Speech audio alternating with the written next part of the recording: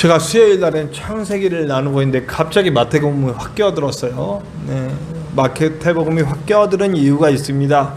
오늘 사실은 창세기 6장을 하고 있었는데 6장에 보면 노아의 홍수의 전에 사람들의, 그러니까 하나님의 자녀들이 사람의 자녀들과 결혼해서 혼합주의가 된 것에 대해서 하나 말씀드렸어요.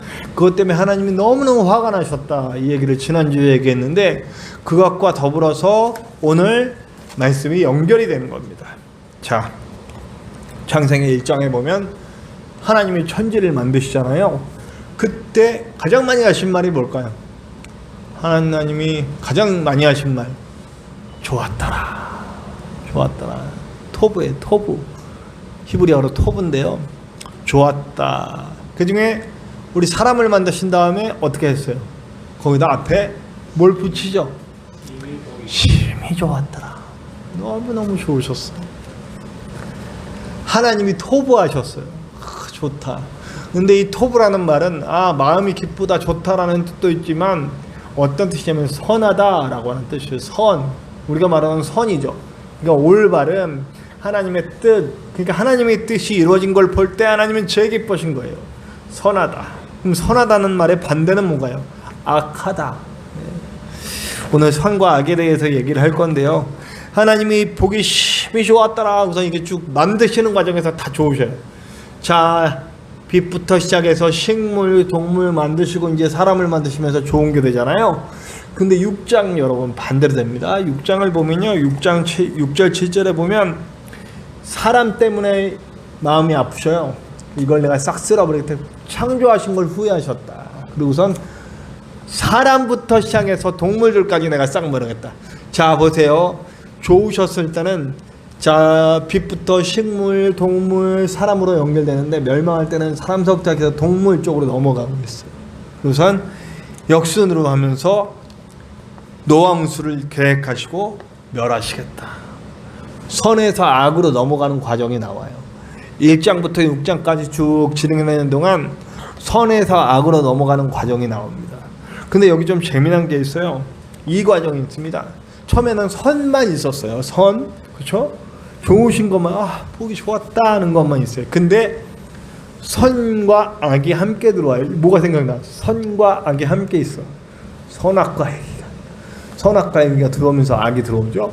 자, 이때는 뭐가 필요한 시대가 됐냐면 분별이 필요한 시대가 된 거예요. 선과 악을 분별하는 시대가 된 거예요. 그리고 6장에 나옵니다. 그 선 쪽을 택한 사람들과 악 쪽을 택한 사람들이 나오기 시작하죠. 자, 가인의 자손은 어떻게 합니까? 악을 택해요. 악을 택하고 자기 길로 가. 유리하다가 어떤 일을 한다고 그랬어요? 목사님 무슨 일을 한다고 그랬죠? 자기의 이름으로 자기의 성을 쌓더라. 이게 악한 방향으로 한 거예요. 하나님의 생각 없어. 하나님의 뜻 별로 중요하지 않아. 나를 보호하기 위해서, 나의 이름을 내기 위해서 내 성을 쌓는 게 중요해요. 가인에게는, 가인과 가인의 자손들에게는. 근데 셋의 자손, 그러니까 마지막으로 하나님의 자녀로서 택해주신 마지막 아들 셋은 아들을 낳고 뭘 했냐면 비로소 하나님의 이름을 불렀더라. 자, 선만 있었는데 선과 악이 들어오면서 선과 악을 구별하여 분별할 수 있어야 할 때가 온 거예요. 그런데 마지막에는 어떻게 됩니까? 노아를 제외하고는 모두가 악을 택해버려요. 어디서부터 그런 일이 일어나냐면 하나님의 자녀들이 사람의 자녀들과 자기 보기 좋은 대로, 뭐한 대로요? 자기 보기 좋은 대로 하나님이 뭘 생각하실까? 하나님이 어떤 마음이실까? 하나님이 나라면 어떤 선택을 하실까? 이거 안 중요해요. 자, 가인이 자기의 이름을 하나님 몰랐던 사람 아니잖아요. 가인 하나님 알았잖아요. 하나님하고 대화까지 나눴던 사람이에요. 근데 그 사람 뭐예요? 하나님이 지금 날 어떤 생각을 갖고 계신지 전혀 중요하지 않아요. 저는요, 지난주 주일 오후에도 얘기했지만 유다나 가인이나 다 똑같다고 봐요. 유다도 엄청나게 많은 기회를 주세요. 그 뭐 했으면 돼요? 아무리 큰 죄가, 예수님을 팔아먹은 죄가 있다 할지라도 마음에 하나님의 성령께서 마음에 기회를 주실 때 마음을 막 힘들게 하시고 너 잘못한 걸 깨닫게 잘못을 깨달았잖아요. 유다가 분명히 잘못을 깨달았지. 자기 잘못 깨달았어요. 근데 끝까지 자기가 해결해 버리잖아요. 자기 스스로 목숨을 끊어버리잖아요. 정말 중요한 건 회개하고 나오면 돼. 다시 하나님의 이름을 부르면 돼. 근데 가인은 자기 성을 쌓아버려요. 하나님 필요 없어. 하나님 다 알고 어떤 분인 줄 알고 대단하지만 나는 나대로 살을 거야 하고 끝까지 그냥 자기 길을 가버립니다. 선과 악이 막 어는지 모를 때는 항상 더 기도가 필요하고 더 예배가 필요하고 더 하나님께 묶여있는 게 필요해요. 제가 지난 주일날 말씀드린 대로 습관화가 필요하다는 거죠. 교회 나와서 예배하는 것도 중요하고 또 그렇지만 정말 중요한 우리의 삶 가운데 기도와 말씀과 찬양과 묵상과 그것을 적용하고 진짜 예배의 삶을 살아가는 삶이 얼마나 중요한지 모르겠습니다. 우리가 교회 나와서 예배드리는 건 수요일, 주일 뭐 이렇게 뭐 그런 것밖에 없잖아요. 그러면 우리의 모든 삶에 더 많은 것을 차지하는 것은 우리의 삶이란 말이에요. 그 삶에서 얼마나 하나님을 가까이 하려고 하고 있는가, 하나님의 뜻이 무엇인지에 대해서 고민하고 있는가, 그 하나님의 뜻을 찾기 위해서 얼마나 많이 엎드리고 있는가는 굉장히 중요하다는 거죠. 그런 습관화가 필요합니다. 자, 그런데 그래서 셋의 아들들은 하나님의 뜻을 쫓아갔고 하나님의 이름을 부르는 방향으로 갔고 가인의 자녀들은 자기 성을 쌓는 방향으로 갔단 말이에요. 그런데 이제 문제가 생겨나기 시작하는 거예요. 그 선악을 분별할 때 선 쪽을 하나님이 원하시는 방향을 택하면서 하나님을 예배하고 하나님의 원하신 대로 살아가기 원하는 사람들이 가만히 보니 저 세상에 살아가는 게 좋아 보여요. 세상의 자녀들이 예뻐 보이고 멋져 보여요. 그러니까 하나님의 딸과 자녀들이 그 사람들과 결혼해요. 제가 지난주에도 말씀드렸는데 이 결혼하는 게 문제가 되겠어요? 제 친구도 사실은 믿지 않는 가정과 믿지 않는 자녀와 결혼했는데 그 믿지 않는 집을 싹 다 구원해 버렸으니까 얼마나 은혜스러워. 그러나 제가 늘 말씀드리는데 믿지 않는 사람과 결혼하지 말라는 얘기는 아니에요. 그러나 믿는 사람이 믿지 않는 사람과 결혼해서 그 가정을 구원할 그 시간과 그 모든 노력들과 그걸로 믿는 사람과 함께 결혼하면 훨씬 더 많은 사람을 구원할 수 있다는 거예요. 그러니까 가급적이면 믿는 사람과 결혼해서 더 많은 일을 했으면 좋겠다는 게 제 생각이에요. 그러나 이거는 복음이냐 아니냐 물어본다면 이거는 진리는 아니야. 이걸 갖고 진리라고 얘기하면 이단이에요. 근데 뭐냐면 더 하나님이 원하시는 방향이 무엇이냐를 고민하라는 얘기는 진리야. 진리는 붙잡아야 돼. 예수 이외에도 구원이 있습니다라고 그러면 비진리야. 예수로만 구원받을 수 있습니다라고 하는 게 진리예요. 그러면 예수님 믿지 않는 사람들, 또 이방이나 신천지나 저런 사람들에 대해서 우리가 적개심을 가져야 되느냐, 그 사람에 대해서 미워해야 되느냐, 이건 진리가 아니에요. 그들을 진심으로 사랑하고 하나님은 온 인류를 사랑하시니까 목숨을 내어줄 정도로 모든 인류를 다 구원하고 싶은 게 하나님이니까 우리도 그 마음을 갖는 게 맞다고요. 진리냐 비진리냐는 항상 구별하면서 진리 쪽을 택하는 게 우리라는 거죠. 그런데 이 사람들이 그 사람들과 눈 맞아서 결혼을 했다라는 얘기는 그저 저 사람들을 구원해야지 라는 마음으로 결혼한 것이 아니란 말이에요. 그 사람들이 우리 하나님의 자녀들이 사람의 자녀들이 자기 보기 좋은 대로 결혼했다라는 얘기는 자기가 보기 좋아서 결혼한 거란 얘기예요. 자기의 정력과 또 자기의 욕심과 그 방향에 이끌림 받아서 결혼했다는 거예요. 그럼 그 이후에 무슨 일이 벌어져요? 혼합주의가 나타나는 거죠. 여호와 하나님을 섬기던 신앙이 온갖 짬뽕 종교가 되는 거예요. 제가 좀 이따 솔로몬에 대해서 또 얘기할 건데 솔로몬에 대해서도 하나님이 그렇게 얘기한다는 거, 짬뽕 종교를 만들어버리는 거예요. 여기도 구원 있고 저기도 구원 있고 다 구원 있어. 우리 예수님이 얼마나 슬퍼하실까요? 네. 혼합 종교. 하나님이 원하심에 집중하던 사람들이 이제 사람의 원함에 더 집중하는 거예요. 사람의 원함에 집중하다 보니까 어느새 처음에는 괜찮다고 생각했어요. 하나 정도는, 2개 정도는, 3개 정도는, 4개 정도는 괜찮다.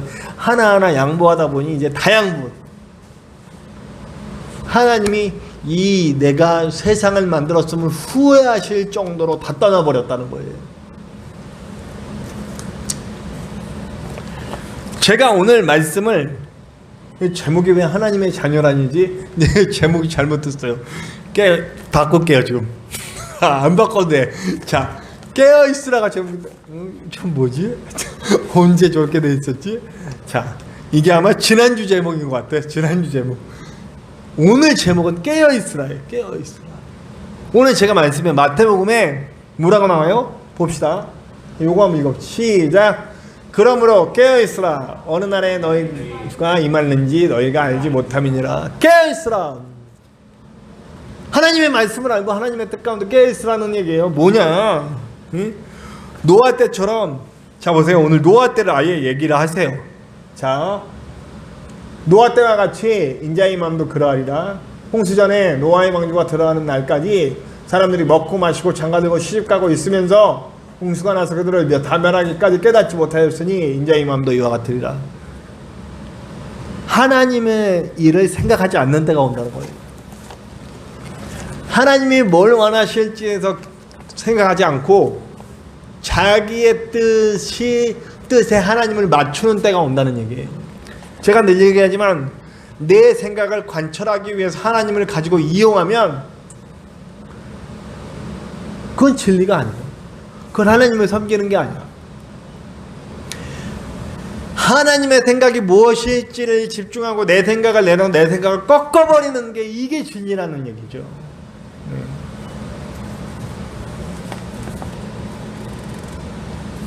제가 잠깐 재간증을 하면 뭐 누누이 간증했지만 저는 제 생각이 굉장히 강했던 사람입니다. 내 생각이 너무나 강하다 보니 근데 생각이 강하면 일이 잘 될 때도 있어요. 제가 분당에서 또 고양시에서 엄청나게 많은 다음 세대들을 모았어요. 그게 난 내가 되게 맞다고 생각했어요. 제가 분당에서 얼마나 일이 잘 됐는지 분당에 할렐루야 교회가 있어요. 분당에 할렐루야 교회에서 견학을 왔어요. 제가 일하던 교회에 분당에서 좀 소문이 나가지고 애들이 너무 많이 모이니까 어린이 청년들이 너무 많이 모이니까 그래서 목사님이 굉장히 기뻐하셨죠. 할렐루야 했죠. 지금 돌아가셨는데 그분이. 그래서 저를 제가 나올 때 저를 붙잡으려고 야 네가 이 교회 이어서 받아라 막 이렇게까지 하셨는데 제가 아니라고 난 내일 하겠다고 그 나왔어요. 난 하면 무지하게 잘할 줄 알았거든요. 아주 우리 감리교회에서는 다음 세대를 이끌 사람 다음 뭐 차세대 리더 뭐 이렇게 될 줄 알았어요. 얼마나 큰 교만입니까? 그냥 아주 처맞으려고 아주 예.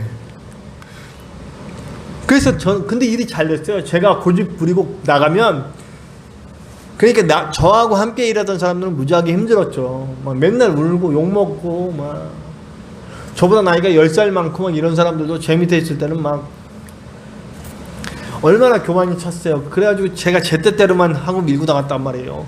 우리 가정도 엉망이 되고요. 근데 저의 그 고집 때문에 아파하는 사람들을 보지를 못해. 왜 못 봤냐면 내가 하는 건 다 맞으니까 내 뜻대로 가야 하니까 성과주의였어. 눈에 보여야 돼. 지금 얘가 이 리더 그 평신도 리더들도 있을 거 아니에요. 제가 보면 이렇게 제가 하는 일들은 리더를 세우는 일들을 했어요. 이렇게 간사들이 4명 있으면 간사들한테 각각 맡겨놓고 그마다 중등부 리더, 고등부 리더, 이제 어린이들은 또 6학년들은 리더를 세웠어요.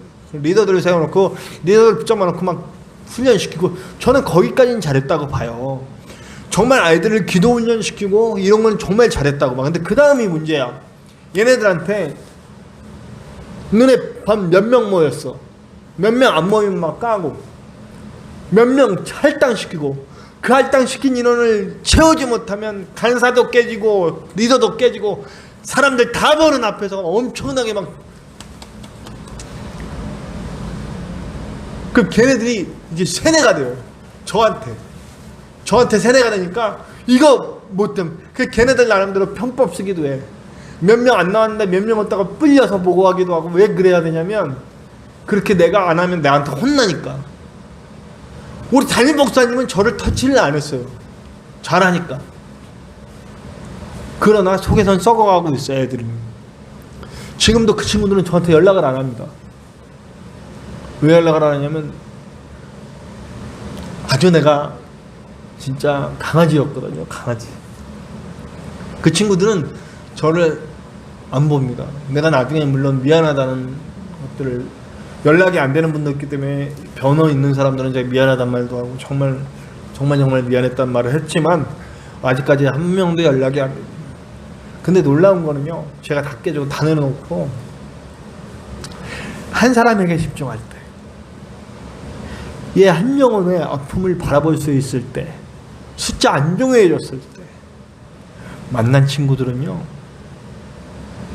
이거 내 자랑이지만 그 친구들은 자기가 일생에서 만난 목사님들 중에 가장 나에게 큰 영향을 줬던 목사님이 바로 접니다라고 얘기를 해요. 왜 그러냐면 나는 그 영혼을 바라봤거든요. 중요한 건 한 사람의 영혼이지 숫자가 아니잖아요. 근데 저는 숫자에 매몰되어 있었던 거예요. 그 숫자에 매몰되어 숫자 채우기 위해서 애를 쓴 거죠. 하나님의 뜻 안 중에 지금 몇 명인가 모여서 할렐루야 학교에서 견학 갔을 때 내가 얼마나 뿌듯했는데, 그 대교회, 그 큰 교회 할렐루야 학교에서 교육자들을 보내서 지금 내가 예배하고 있는 것을, 예배인도하는 것을 견학 갔다는 게 내가 굉장히 자랑거리가 됐어요. 하나님의 뜻이 없어. 이게 지금 뭐냐면 지금 홍수가 나기 일보 직전, 내 인생이 무너지기 직전, 하나님께 죽도록 매맞기 직전인데 나는 뭐 생각했냐면 난 되게 잘하고 있다고 생각해. 나는 되게 하나님의 뜻에 맞는 사람이라고 생각하고 있었던 거예요. 그러다 오지게 쳐맞았어. 정말 아주 작은 맞고요. 우리 집사람이 가끔 그런 얘기를 합니다. 정말 당신은 그때 사탄 같았어. 이렇게. 집에서도 사탄, 교회에서도 사탄. 네. 사탄인데 교회에서 사탄. 윗사람들한테 얼마나, 윗사람들은 또 날 또 예쁘게 봐. 어른들한테 천사. 이렇게 가족들이 얼마나 가증스럽겠어요. 집에서는 사탄인데 막 성도님들 와가지고 어머 사모님 세상에 남자 천사가 있다면 전사님 같은 분일 거예요. 이 얘기를 듣고 정말 집에 와서 우리 집사람이 막 상처, 그 말이 내 칭찬이잖아요. 근데 우리 집사람은 그게 상처가 돼. 야, 그래서 그 말이 나오더래. 그럼 데리고 가서 한번 살아보세요. 이런 얘기가 나오더래. 제가 생각해도 지금 우리 아이들에게나 미안한 게 많아요. 그때 못 준 게 많았기 때문에. 그러면 내가 돌아와서 이제 열심히 하려고 하니까 집사람이 요즘 그럽니다. 제가 감사한 것 중에 하나예요. 정말 나는 정말 당신이 20년 전에만 지금 같았어도 나는 정말 아무것도 안 돼도 됐을 것 같아. 천국 같았을 것 같아. 그 지금 잘하고 있다는 얘기예요. 지금 칭찬하고 있다. 지금 잘하고 있다는 얘기예요. 감사하죠. 감사해요. 저는 지금 사실은요, 그 20대 후반에 나와 지금 어떤 때가 더 목회가 외부에서 볼 때 어떤 때가 더 위대해 보이고 어떤 때가 더 잘해 보이겠습니까? 그때가 진짜 잘해 보였어요. 할렐루야께서 견학 오는 사람이었습니까? 지금 여기 누가 견학 옵니까? 아무도 안 옵니다. 네, 아무도 안 와. 그러면 근데 제 스스로 볼 때 그 어느 때가 더 하나님께 하나님 마음에 합한 자냐라고 물어본다면 저는 지금이 100배쯤 하나님께 합한 자입니다. 아무것도 없어져도 하나님께 합한 자야. 지금 하나님밖에 안 보거든요. 하나님 뜻대로 되길 바랍니다 하고 나가고 있거든요. 제가 이렇게 방송 열심히 하고 저는 미래를 봅니다. 이제 코로나 시대 이 난리 때에 시대는 바뀌고 있어요. 저는 그 시대를 준비하고 있습니다. 이 코로나 이후에 한국 교회는 많이 무너져 내릴 거고 떠나갈 거고 교회는 지탄의 대상이 될 거고 지금 막 그런 방향으로 가고 있잖아요. 그럼 그 미래를 준비할 사람이 필요해. 나는 51살인데 저의 마음은 아직도 17살이에요. 17살처럼 준비하고 있어요. 주님의 때를. 네. 그래서 저는 앞으로 우리나라의 교회가 어떻게 될지에 대해서 바라보고 생각하고 준비하고 있어요. 그런 한 사람의 목회자가 되려고 합니다. 그러기 위해서 가장 중요한 건 뭐냐? 하나님이 지금 나에게 뭘 원하고 계시냐, 거기에 집중하는 거예요. 내가 얼마나 더 모이게 하겠느냐, 내가 얼마나 더 많은 하나님의 이름을 나게 하겠느냐, 이거 아니라는 얘기죠. 제가 보면 창세기 6장 4절에 그 하나님의 자녀들과 사람의 딸들이 결혼해서 낳은 사람들이 네피림이 나오거든요. 그 사람들의 이름으로 6장 4절에 창세기 6장 4절에 뭐라 그러냐면 고대의 명성을 얻은 자. 이게 우리식으로 말하면 어떻게 될까요? 이름께나 날리던 사람들, 이런 뜻이에요. 자, 보세요. 어떤 방향으로 가고 있는지 보세요.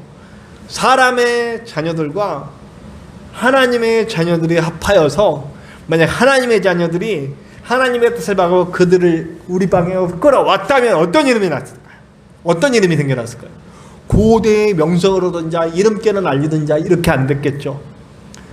그들이 함께 결혼하여 낳은 자들이 하나님을 섬기던 자들이었더라, 이렇게 표현됐겠죠. 근데 하나님을 섬기는 자들이라 하나님의 이름이 점점 없어져. 뭐만 생겨요? 자기의 이름을 날렸더라, 이렇게 표현되고 있더라는 거예요. 어떤 방향으로 갔는지 아시겠죠? 어떤 방향으로 갔어요? 하나님의 뜻 안 중요해. 자기의 뜻 중요해요. 자기의 성격 중요해요. 자기 방향이 중요해요. 하나님이 원하시는 거 중요하지 않아요. 자, 분별해야 될 때가 왔다는 거예요. 자, 지금은 제가 아까도 말했듯이 하나님이 원하던 선의 때가 있었어요. 에덴 동산의 때였죠. 에덴 동산의 때, 하나님의 선의 때가 옮겨가면서 선악을 알게 하면서 선과 악이 공존하면서 어떤 것이 선인지 분별해야 될 때가 왔어요. 근데 그 분별할 때 분별하지 못하면 어떤 현상이 벌어지냐면 선은 싹 사라지고 악만 남는 때가 온다는 거예요. 그럼 하나님 어떻게? 멍덩이 들어서 뒤지게 패시든지 홍수를 내리시든지 싹 밀어버리시든지 하신다는 얘기예요. 이스라엘 역사 속에서도 그렇고 교회 역사 속에서도 그랬어요. 하나님이 한번 들어엎으시는 시기가 왔잖아요.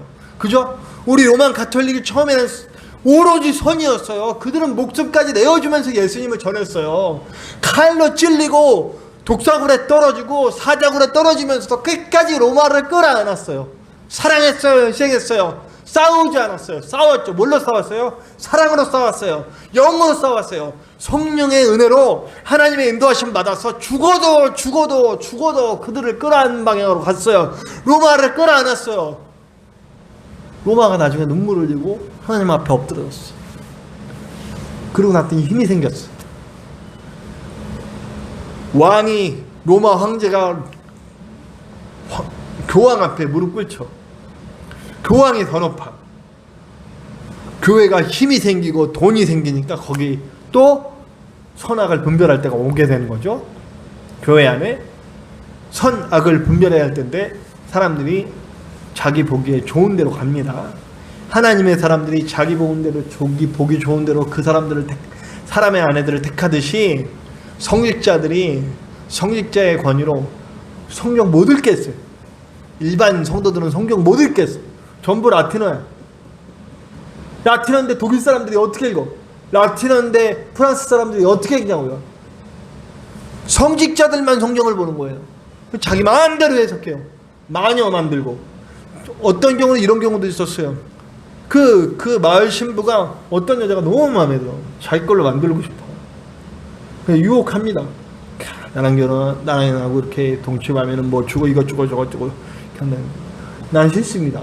그랬더니 괘씸해서 마녀를 만들었어. 저 여자 막 말씀 막 아무데나 막 들러 붙이면서 그래가지고 죽여버리고 이런 일들을 교회에서 했어요.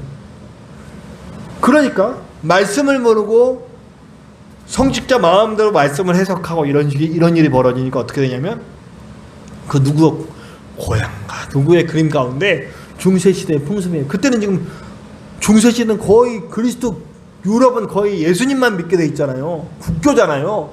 그런데 미신이 흥용해가지고 시체에 이빨 뻗는 그림이 나와요. 시체에 이빨 뽑아서 갖고 있으면 자기 건강을 뭐 지켜주고 뭐 이런 미신이 있었어요. 하나님을 믿는 모두 공식적으로는 다 예수님을 믿을 수밖에 없는데 진짜 예수님을 믿는 사람들은 점점 사라지고 있다는 거예요. 이빨 뽑아서 갖고 있고 미신을 섬기고 정령을 섬기고 온 마을이 교회 중심이 되고 교황이 나라를 지배하고 있음에도 불구하고 예수는 없어져. 온갖 음란과 물권, 물질과 명성을 얻기 위한 사람들로 가득해지는 겁니다. 그러니까 교회가 무너지죠. 그때 종교개혁이 일어난 거예요. 다시 하나님께로 돌아가자. 수많은 사람들이 죽죠. 수많은 사람들이 순교합니다. 말씀, 오직 말씀만, 오직 믿음으로 말씀 아래 들어가고자 하는 사람들이 다 많이 죽습니다. 그 죽음 아래 기독교회가 세워졌잖아요. 근데 또다시 우리는 선을 떠나서 악을 택하고 있는 방향으로 가고 있습니다. 자기의 이름 내려고 하고요. 물질 쫓아가고요. 음란한 것을 쫓습니다. 하나님을 섬긴다고 하면서 물질을, 하나님을 섬긴다고 하면서 사람을, 하나님을 섬긴다고 하면서 자기 쾌락을 쫓고 있는 시대가 되었습니다. 교회 안에서도요. 얼마나 많이 그런지 모르겠습니다. 솔로몬 얘기를 잠깐 하고 넘어갈게요. 솔로몬이 열왕기상 3장 9절에 보면 선에 서고 싶었어요. 초반에. 그래서 1,000번제를 드리고 하나님이 너무너무 기쁘셔서 너 뭐하기 원하냐. 근데 내가 선악을 분별하길 원합니다. 분별할 수 있는 지혜를 주시옵소서. 이게 우리의 자세여야 돼요. 바로 이게 선인지 악인지 분별할 수 있게 하시옵소서. 그 분별의 원인은 사람의 말이 아니야. 우리에게 주신 하나님의 말씀이에요. 이 원리 아래 있느냐.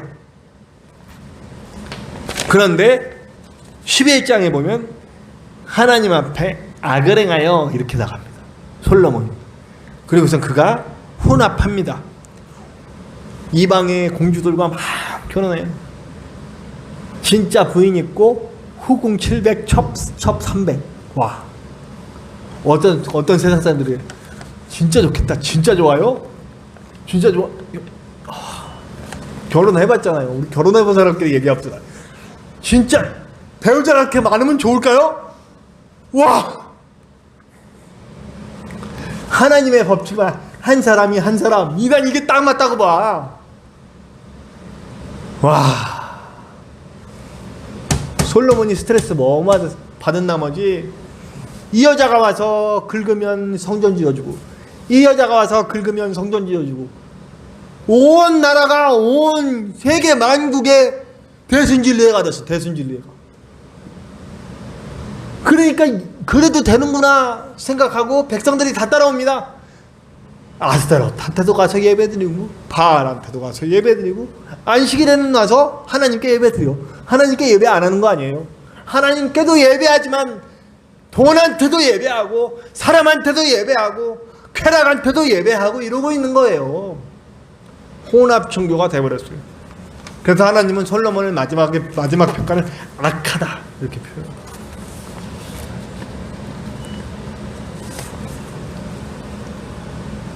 지금 제가 인터넷 중계를 하고 있지 않을 때 막 실명도 되고 막 이러면서 제가 그러면 안 된다고 했는데 왜 이런 일이 벌어졌을까? 가만히 생각을 해봅시다. 이유 없이 일어나는 일은 절대 아무것도 없다. 왜 그분은 코로나가 결국 걸리셨을까? 이건 제 생각이에요. 이거는 제 생각이기 때문에 각자 해석이 필요합니다. 저는 거기에도 분명히 이유가 있다고 생각합니다. 우리는 지금 정치할 때가 아니야. 제 생각에는 하나님께 온 교회가 엎드려 하나님께 다시 순수한 복음으로 돌아가겠으면 회개운동을 펼쳐야 할 때야. 지금 모두가 손잡고 엎드려서 하나님께 눈물 흘려 회개할 때지. 저는 목회자 한 사람으로서 가슴이 막 터집니다. 인터넷에 들어가면요, 그렇게 존경받는 목사님 말 한마디 잘못하면 완전히 나쁜 놈 돼버리는 그런 세상이 돼버렸어요. 제가 정말 존경하고 복음적이신 목사님이에요. 그런데 말 한마디 했다고 그분이 침묵하고 있다고 그분을 공격하고 그분을 끄집어 내리는 세상이 됐어요. 누군가 예배 나왔다고 서로 편가르고 싸우는 그때는 아니잖아요 지금. 아이고 또 제가 또 이렇게 이것도 정치적인 발언인가? 제가 너무 마음이 아프고 눈물 납니다. 진짜 눈물 나요. 한 사람의 목사로서 눈물 나면 지금 우리가 싸울 때가 아니야. 교회가 하나가 돼서 손 붙잡고 하나님께 엎드리고 기도할 때 눈물 흘릴 때입니다. 지금은 어떤 때는 싸워야 할 때가 오겠죠. 분명히 저는 싸워야 될 때가 온다고 봅니다. 싸워야 할 때는 나가서 싸워야 되지만 지금은 우리가 썩었는데 우리 안에 지금 물질주의, 인본주의 그리고 쾌락주의에 물들어 있는 교회가 됐는데 우리 안에 있는 이 죄는 가만히 두고 너 죄 있으니까 하고 그 죄인들한테 달려가서 그 죄인들을 넘어뜨리려고 정치적인 행동을 하는 건 아니라고 보는 거죠. 제가 제일 싫어하는 말 중에 하나는 뭐냐면 어떤 분들이 와서 무슨 목사님 아세요? 물어봐요. 저는 예수님을 압니다. 그렇게 대답하고. 저는 어떤 목사님은 잘 몰라요. 저는 인맥도 없고 저는 감리교 목사인데 감리교 학교를 안 나왔어요. 다른 교파 학교를 나와서 대학원을 감리교회를 했어요. 그러다 보니 아무도 한번 더군다나 대학원도 저는 대전에서 나왔는데 다들 그 대학원 식구들은 대전에서 교회를 섬겼는데 저는 분당에서 섬겼잖아요. 그러니까 학교에 와서 학교에만 딱 왔다 가. 아무하고도 교류가 없었어. 같이 졸업한 누구도 내가 아는 진짜 5손가락 감리교회 내가 학교에서 아는 사람 5손가락 안에 들고 내가 섬겼던 교회 분들이나 지방 분들이나 이제 아무도 몰라. 그래서 제가 한때 생각했어. 나 진짜 차라리 진짜 삼수를 해서라도 감리교회 학교를 갈 걸. 예, 제가 공부를 조금 성적이 안 나와가지고 감리교회 학교를 못 갔어요. 그래서 자, 아이고 주여 이거 다 생략. 자, 카트. 아이고 카트도 못하네. 자, 그럴 것 한 생각이 들었어요. 그래야 한 사람이라도 더 알고 내가 가는데 뒤는 또 나길 분들이 있었을 텐데 라는 생각을 하는 거죠. 근데 제가 지금은요 그게 하나도 후회가 안 돼요. 사람을 모르니까 진짜 의지할 건 예수님밖에 없어요. 어떤 목사님을 모르니까 내가 의지할 건 예수님밖에 없어요. 여러분, 우리의 죄를 씻으실 것은 예수님의 보혈밖에 없습니다. 오늘 우리는 씻겨져야 돼요. 제가 예언 하나 할까요? 이제 남은 자들의 다 교회에 많이 떠나갈 겁니다. 우리나라의 교회에 교인들이 많이 떠나갈 거예요. 대충 믿고 있으신 분들은 거의 다 떠나갈 겁니다. 이거는 제 예언이지 하나님 그냥 제가 감동으로 그러면 뭐가 중요하냐? 이제 남은 자들이 남을 거예요. 성경의 원리예요. 성경은 항상 대충 믿던 사람들 다 떠나가고 남은 사람들이 다시 그 사람들 가지고 하나님이 교회를 다시 세우셨어요. 노아도 그랬고요. 그리고 엘리야와 함께 하던 7,000명도 그랬고요. 초대교회 때 다 떠나고 이제 진짜 120명만 남았잖아요. 그렇게 많이 예수님을 따랐던 사람들 다 떠나고 120명만 남았을 때 역사가 일어났어요. 네. 그럼 오늘 우리의 때도 마찬가지 아니겠습니까? 이제 떠난 사람들 다 떠나가고 오직 예수님, 사람 이름 따르는 사람 다 떠나고 물질 따르는 사람 떠나고 성공주의 시행하던 사람 떠나고 숫자 세던 사람들 떠나고 오로지 예수님만 바라볼 수 있는 사람, 그 온전하신 완벽한 선을 바라보고 쫓아가는 사람, 그 사람들을 찾고 있지 않겠습니까? 오늘 그 한 사람이 저와 여러분들이 되었으면 좋겠습니다. 그 사람으로 남아주시는 저와 여러분들 되시기를 간절히 축원합니다. 기도합시다.